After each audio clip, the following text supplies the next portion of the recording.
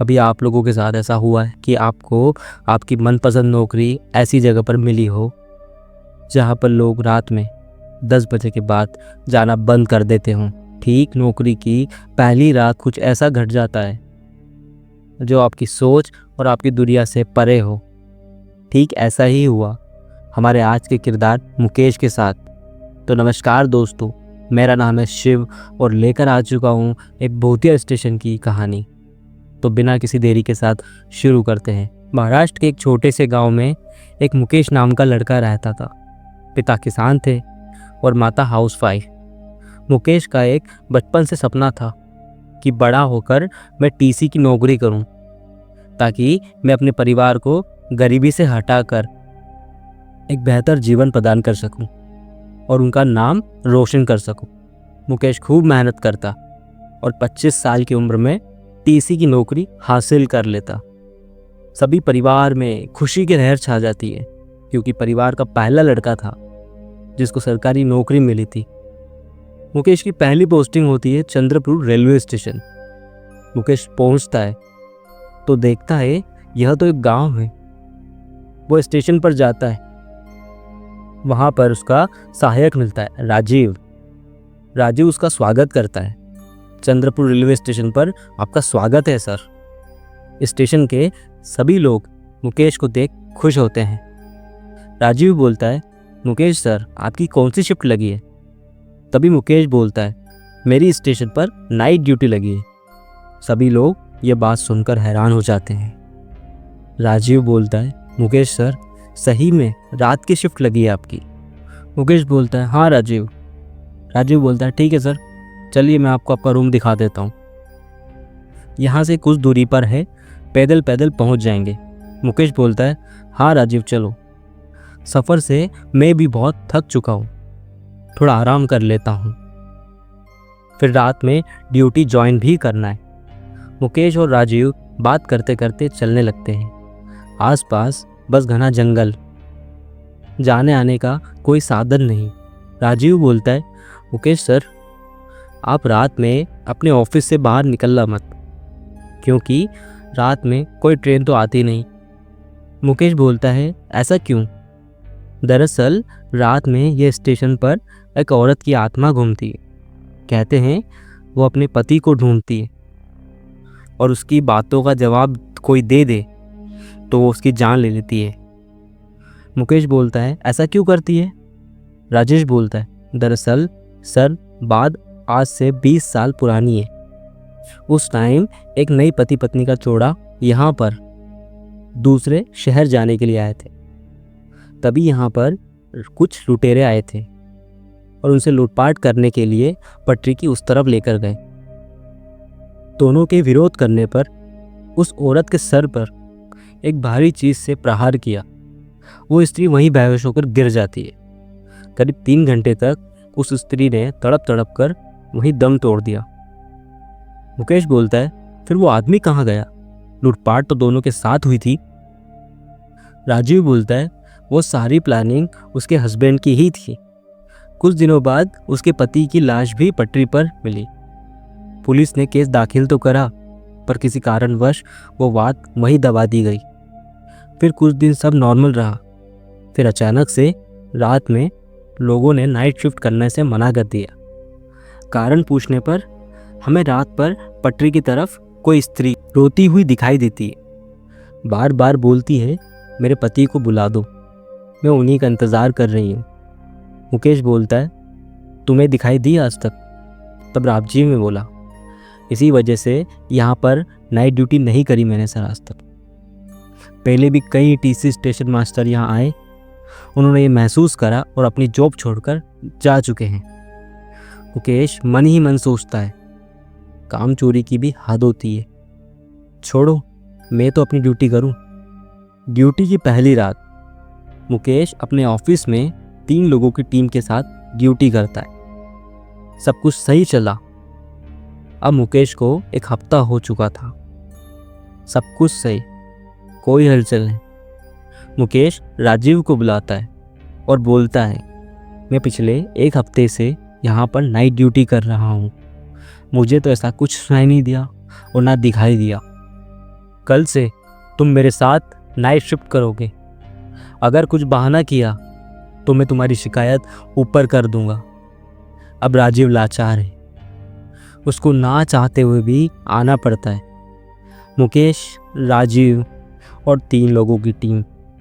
Station पर इनके अलावा कोई नहीं है। पूरे स्टेशन पर इनके ऑफिस के अलावा कहीं पर भी लाइट नहीं है। सब कुछ एकदम शांत है। घड़ी की टिक टिक की आवाज़ साफ सुनाई दे रही है। तभी रात के 2 बजे पटरी की उस तरफ से एक स्त्री की रोने की आवाज़ आना शुरू होती है। मुकेश ने टीम के एक आदमी को ऑर्डर दिया, जाओ देख कर आओ, शायद किसी को हमारे मदद की ज़रूरत है। आदमी बोलता है, जाने दो ना सर, बाहर नहीं जाना चाहिए हमें, जो भी है सुबह देख लेंगे। मुकेश बोलता है, चुपचाप जाकर देखो, वरना कल से नौकरी पर मत आना। वो आदमी लाचार, उसने अंधेरे में जाकर देखा, आवाज़ अब भी आ रही है। आदमी बोलता है, कौन है वहाँ पर और क्यों रो रही हो? आवाज़ आना बंद। तभी वहाँ से एक स्त्री की आवाज़ आती है, बोलती है, मेरे पति आते ही होंगे मुझे लेने के लिए, मैं उनका इंतज़ार कर रही हूँ। और फिर रोने लगती है। आदमी बोलता है, हाँ बाबा, आ जाएंगे तुम्हारे पति। एक काम करो, हमारे ऑफिस चल लो, वहाँ बैठकर इंतज़ार कर लेना। जब वो आ जाएंगे तब उनके साथ चली जाना। और वैसे भी यहाँ बहुत अंधेरा है, तो यहाँ रहना सही नहीं है।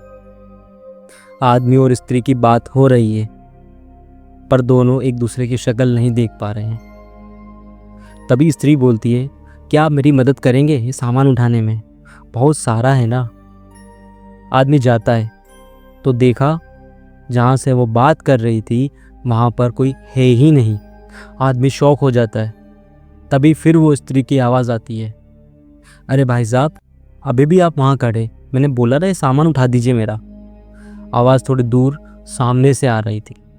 अब वो आदमी हल्का हल्का देख पा रहा था, वहाँ एक स्त्री सफ़ेद साड़ी में खड़ी है। वो समझ जाता है कि कोई आम स्त्री नहीं है। जैसे ही पलट कर भागने की कोशिश करता है तो वो स्त्री उसके पीछे आकर खड़ी हो जाती है। चेहरा एकदम खून से रंगा हुआ, आंखें एकदम बड़ी बड़ी काली। आदमी कुछ सोच पाता, एक तेज़ रफ्तार ट्रेन उसके ऊपर से निकल जाती है। काफ़ी देर होने के बाद पूरा स्टाफ उस आदमी को ढूंढने निकलता है, तो क्या पाता है, पटरी पर उसका कटा हुआ शरीर। मरने के बाद भी उसकी आंखों में वो डर साफ दिख रहा था। अगले दिन से सबने नाइट ड्यूटी करने से मना कर दिया। अब स्टेशन पर मुकेश अकेला है। उसके अंदर भी डर दस्तक दे चुका था। रात में 2 बजे करीब स्त्री की रोने की आवाज़ आना शुरू होती है। मुकेश डर जाता है। वह जाकर अपने ऑफिस का गेट बंद कर लेता है। अब वो रोने की आवाज़ और पास से आना शुरू हो जाती है। हवाएं तेज़ हो जाती है। तभी मुकेश के ऑफिस के सामने वो स्त्री जाती हुई दिखती है। मुकेश झांककर देखने की कोशिश करता है तो एकदम से उसके सामने आकर खड़ी हो जाती है। दोनों के बीच दरवाजे के पतले से कांच का फासला है। उसकी बड़ी बड़ी काली आंखें, खून से लथपथ चेहरा, बड़े बड़े दांत।